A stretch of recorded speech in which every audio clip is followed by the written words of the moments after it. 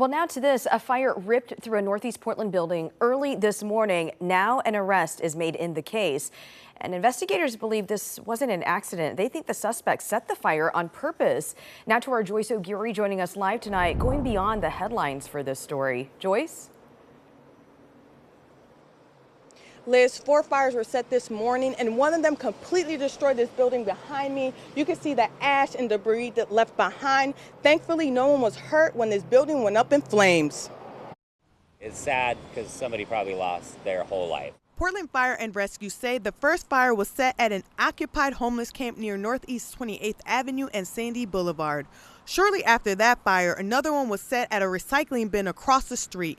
Then there was a third fire at a building at Northeast Sandy Boulevard. After those first fires were set, the suspect went back to the homeless camp and set a fire that spread to this building. Investigators say all 4 fires were set between 2 and 3:30 early this morning. They were interviewing people on scene. They got a good scene description of a suspect.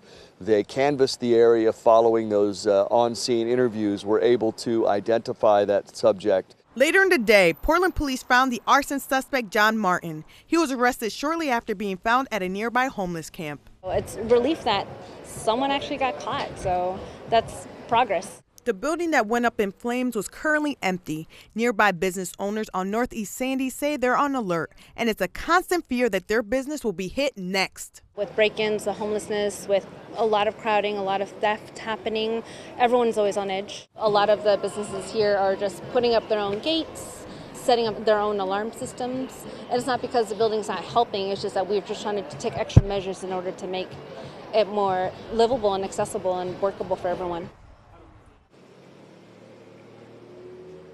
And for the suspect, John Martin, he will be in court tomorrow. He's facing several charges, including 3 counts of arson in the first degree that could carry up to 20 years in prison.